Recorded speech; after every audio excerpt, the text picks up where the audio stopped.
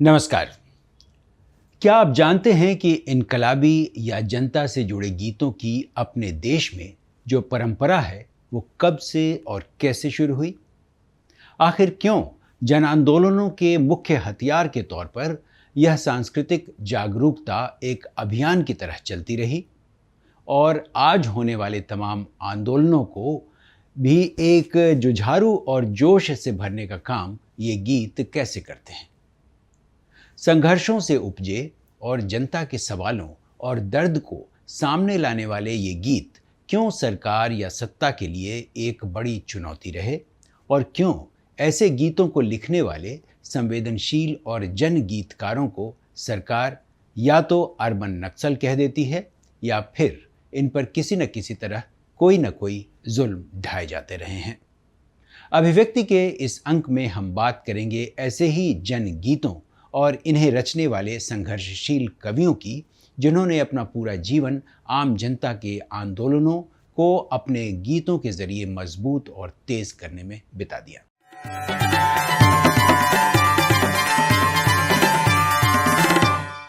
अन्याय, शोषण और सत्ता के निरंकुश रवैये के खिलाफ जो गीत आप अक्सर सुनते होंगे, उन्हें आमतौर पर जनवादी गीत तो कहा ही जाता है, लेकिन वो जनता के ज़रूरी सवालों को उठाने वाले आंदोलनों की मुखर अभिव्यक्ति भी रहे हैं।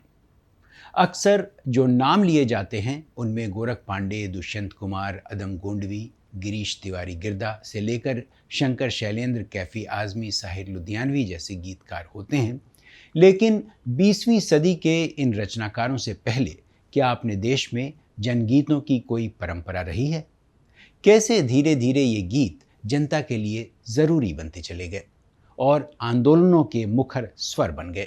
जानते हैं इस रिपोर्ट में।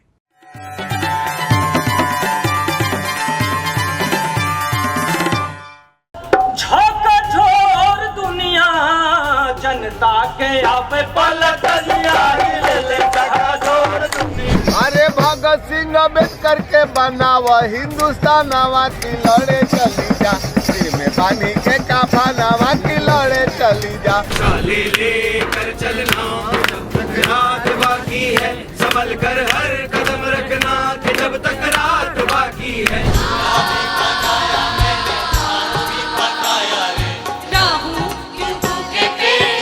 और बिड़ला के घर में समाई समाजवाद धीरे धीरे आई। हो सके तो अब कोई शम्मा जलाइए, इस दौरे सियासत का अंधेरा मिटाइए। देश भर में चलने वाले जन आंदोलनों की अगर बात करें तो वह सिर्फ नारों, भाषणों, प्रदर्शनों और ज्ञापनों से नहीं चलते। सिर्फ विचारधारात्मक लड़ाई भी बहुत दूर तक नहीं चल पाती। आंदोलनकारियों में ऊर्जा भरने से लेकर उनके जोश को लगातार बढ़ाने का काम अगर करते हैं तो वो सांस्कृतिक दस्ते जो अपने गीतों और नाटकों के जरिए या फिर कविताओं और साहित्यिक गतिविधियों के जरिए एक नई चेतना जगाने का काम करते हैं। आप कह सकते हैं कि राजनीतिक व्यवस्थाएं या सरकारी तंत्र में या फिर सत्ता में अगर कहीं कोई बदलाव आता भी है तो ये सांस्कृतिक दस्ते उसमें अहम भूमिका निभाते हैं। इन्हीं सांस्कृतिक दस्तों का एक अहम हिस्सा है वो गीत जो तमाम आंदोलनों की आवाज़ बनते आए हैं। बेशक वह सामाजिक बदलाव के एक बड़े हथियार बनते आए हैं और कहीं ना कहीं एक आम आदमी की चेतना के विकास के वाहक बनते रहे हैं। तो आखिर जनगीतों की ये परंपरा शुरू कहाँ से होती है? क्या ये सिर्फ आंदोलनों में गाए जाते हैं या फिर इसकी जड़ें कहीं ना कहीं हमारी समृद्ध संस्कृति में ही छुपी हुई हैं? अगर आप इतिहास में जाएं तो अपने देश में जनगीतों की परंपरा इन राजनीतिक आंदोलनों से बहुत पहले शुरू हो चुकी थी। अगर हम अपने लोकगीतों को देखें, बिरहा और निर्गुण से लेकर आल्हा और कबीरपंथी गायन को सुने, सूफी कलामों को सुने, तो वहाँ भी हमें आम जनता की पीड़ा, अन्याय के खिलाफ आवाज़ और सामाजिक चेतना के तत्व मिल जाते हैं। चाले लेकर चलना जब तक रात बाकी है, संभल कर हर कदम रखना कि जब तक रात बाकी है। हालांकि जिस अर्थ में इन जनगीतों को समझा जाता है, यानी जनता के संघर्षों, आंदोलनों और राजनीतिक प्रतिरोध के गीतों के तौर पर, तो उसकी संगठित परंपरा 20वीं सदी में ही विकसित हुई। बेशक मध्यकाल में कबीर, रैदास, दादू दयाल जैसे कवियों ने धार्मिक आडंबर, जाति व्यवस्था और सामाजिक असमानता पर चोट की। उनके पद जनता के बीच गाए जाते रहे और आज भी गाए जाते हैं। बेशक उन्हें आप जनगीत न माने, लेकिन कहीं न कहीं जनचेतना के लिए लिखे और गाए जाने वाले जनवादी गीतों की जड़ें यहीं से आती हैं। 19वीं सदी के अंत और 20वीं सदी की शुरुआत में जब राष्ट्रीय आंदोलन तेज हुआ, तब ऐसे गीत राजनीतिक चेतना का जरिया बनने लगे। आप माने या ना माने, लेकिन अंग्रेजों से गुलामी के खिलाफ लिखे और गाए गए देशभक्ति के गीत, चाहे वो वंदे मातरम हो, सरफरोशी की तमन्ना अब हमारे दिल में हो, झंडा ऊंचा रहे हमारा जैसे पारंपरिक गीत ही क्यों ना हो, जनता को संगठित करने और औपनिवेशिक सत्ता के खिलाफ खड़ा करने का काम करते रहे थे। हालांकि जिन जनवादी और क्रांतिकारी गीतों की बात हम अक्सर करते हैं, उसकी शुरुआत 1930 और 1940 के दशक में मानी जा सकती है, खासकर तब जब वामपंथी आंदोलन ने रफ्तार पकड़ी और 1936 में प्रगतिशील लेखक संघ के बनने के बाद साहित्य को सामाजिक बदलाव और राजनीतिक संघर्षों से जोड़ने की कोशिशें तेज हुईं। 1943 में इंडियन पीपुल्स थिएटर एसोसिएशन यानी इप्टा की स्थापना के साथ ही जनगीतों को एक संगठित सांस्कृतिक आंदोलन के तौर पर देखा जाने लगा।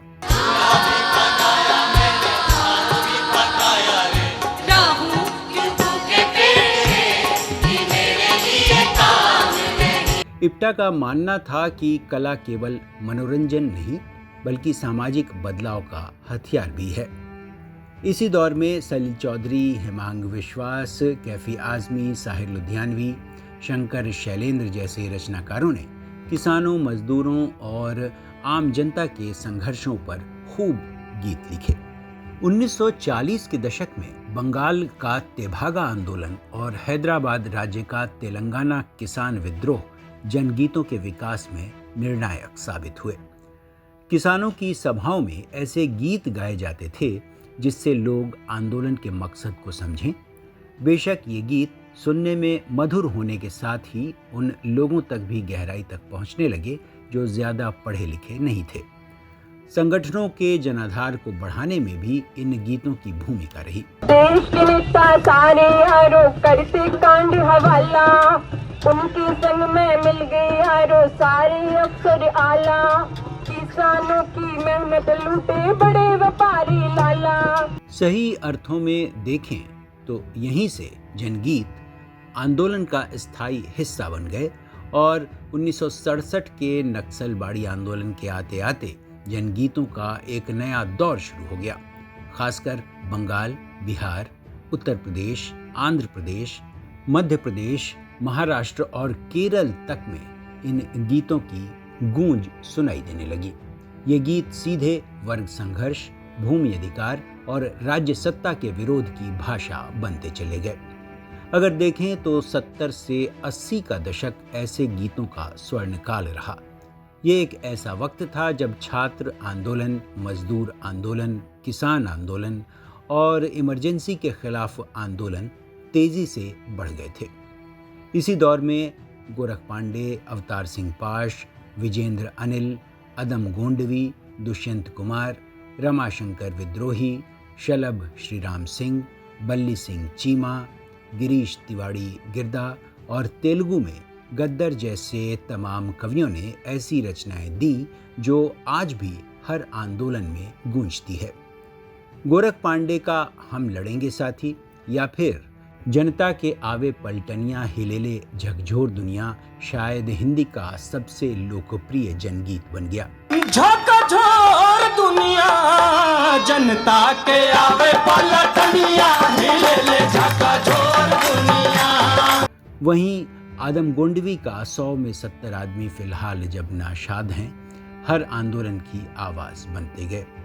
दुष्यंत कुमार के गीत तो लगातार लोगों के कानों में गूंजते रहे। हो सके तो अब कोई शम्मा जलाइए, इस दौरे सियासत का अंधेरा मिटाइए। दरअसल जनवादी या क्रांतिकारी गीतों का मकसद जनता विरोधी सोच को बदलना रहा है और संघर्षशील जनता के पक्ष में खड़ा होना रहा है।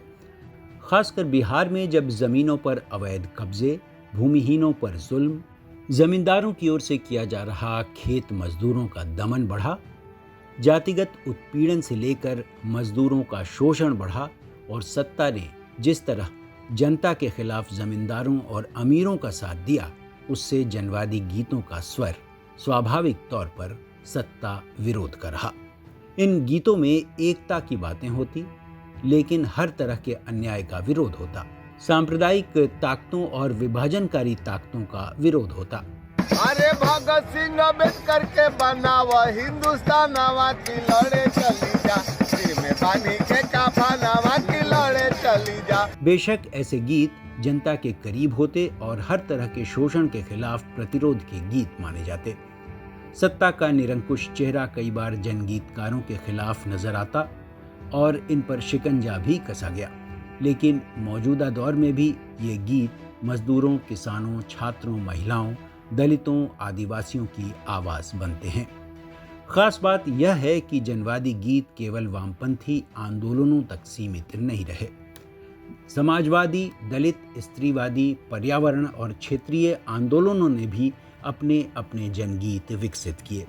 और बिड़ला के घर में समाई समाजवाद बबुआ धीरे धीरे आई। क्या आप बिहार समेत देश के अलग अलग राज्यों के कुछ जनगीतकारों को जानते हैं जो अक्सर जनता की आवाज बनते आए हैं? अगर नहीं तो हम आपको चंद नाम गिना देते हैं। बिहार के गोरख पांडे का नाम तो आपने सुना ही होगा। वहीं से आते हैं विजेंद्र अनिल, महेंद्र मिसिर और बिरहा के मशहूर गायक रामबली यादव। जबकि उत्तर प्रदेश के अदम गोंडवी को भी आपने खूब सुना होगा। वहीं शलभ, श्रीराम सिंह और रमाशंकर विद्रोही जैसे कवि भी यहीं से आते हैं। उत्तराखंड में गिरीश तिवारी, गिरदा से लेकर बल्ली सिंह चीमा तक के गीत खूब गाए जाते हैं। जबकि आंध्र प्रदेश में गुम्माडी विट्ठल राव यानी गदर के गीत और उनकी शैली इतनी लोकप्रिय हैं कि वहाँ उन जैसे कई गायकों का उदय हो चुका है। लाल गमछा कंधे पर लेकर ढोलक के साथ हजारों की भीड़ को अपने नृत्य शैली में गाकर बांध लेने वाले ये जनकवि खासे लोकप्रिय हैं और सरकार के निशाने पर हमेशा रहे हैं। वहीं आंध्र के ही वंगा पांडु प्रसाद राव भी कम लोकप्रिय नहीं रहे हैं। जबकि तेलंगाना में गुंडा अंजैया से लेकर गोरती वेकन्ना और एंडे यलन्ना यानी अंदेश्री के गीत खूब गाए जाते हैं। पंजाब तो अवतार सिंह पाश के नाम से जाना ही जाता है, जबकि वहाँ संतराम उदासी के गीत भी कम चर्चित नहीं हैं। बंगाल में सलील चौधरी, हेमांग बिस्वास सरीखे कई और जनकवि हुए हैं। महाराष्ट्र में महबूब हुसैन पटेल यानी शेख उमर, अन्ना भाऊ साठे या विलास घोघरे हैं। तो केरल में ONV कुरुप और P भास्करन जैसे कवि और गीतकार। फेहरिस्त बहुत लंबी है और जाहिर है सत्ता के खिलाफ प्रतिरोध की आवाजें हर आंदोलन में इनके जनगीतों के जरिए लगातार तेज हो रही हैं। तो जाहिर है जब तक आंदोलन है यानी जनता के आंदोलन है, इन जनगीतों की परंपरा लगातार बरकरार रहेगी।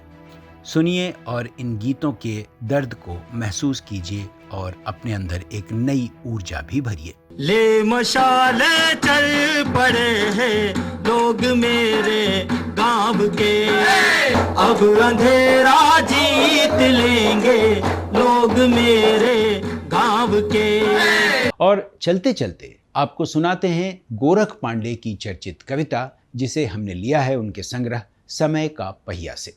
तो सुनते हैं समझदारों का गीत।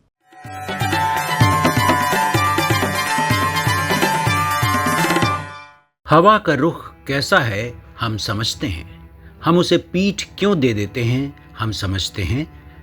हम समझते हैं खून का मतलब, पैसे की कीमत भी हम समझते हैं। क्या है पक्ष में, विपक्ष में क्या है, हम समझते हैं। हम इतना समझते हैं कि समझने से भी डरते हैं और चुप रहते हैं। चुप्पी का मतलब भी हम समझते हैं। बोलते हैं तो सोच समझकर बोलते हैं। हम बोलने की आज़ादी का मतलब समझते हैं। टुटपुंजिया नौकरियों के लिए आज़ादी बेचने का मतलब हम समझते हैं। मगर हम क्या कर सकते हैं अगर बेरोजगारी अन्याय से तेज दर से बढ़ रही हो? हम आज़ादी और बेरोजगारी दोनों के खतरे समझते हैं। हम खतरों से बाल बाल बच जाते हैं, हम समझते हैं। हम क्यों बच जाते हैं यह भी हम समझते हैं। हम ईश्वर से दुखी रहते हैं, अगर वह सिर्फ कल्पना नहीं है। हम सरकार से दुखी रहते हैं कि समझती क्यों नहीं। हम जनता से दुखी रहते हैं कि भेड़िया धसान होती है। हम सारी दुनिया के दुख से दुखी रहते हैं। हम समझते हैं, मगर हम कितना दुखी रहते हैं यह भी हम समझते हैं। यहाँ विरोध ही वाजिब कदम है। हम समझते हैं। हम कदम कदम पर समझौता करते हैं। हम समझते हैं। हम समझौते के लिए तर्क गढ़ते हैं। हर तर्क को गोल मटोल भाषा में पेश करते हैं। हम समझते हैं। हम इस गोल मटोल भाषा का तर्क भी समझते हैं। वैसे हम अपने को किसी से कम नहीं समझते हैं। हम स्याह को सफ़ेद और सफ़ेद को स्याह कर सकते हैं। हम चाय की प्यालियों में तूफान खड़ा कर सकते हैं। करने को तो हम क्रांति भी कर सकते हैं अगर सरकार कमज़ोर हो और जनता समझदार। लेकिन हम समझते हैं कि हम कुछ नहीं कर सकते हैं। हम क्यों नहीं कुछ कर सकते हैं यह भी हम समझते हैं। अभिव्यक्ति में आज के लिए बस इतना ही। मिलते हैं अगली बार किसी नए मुद्दे के साथ। तब तक के लिए नमस्कार।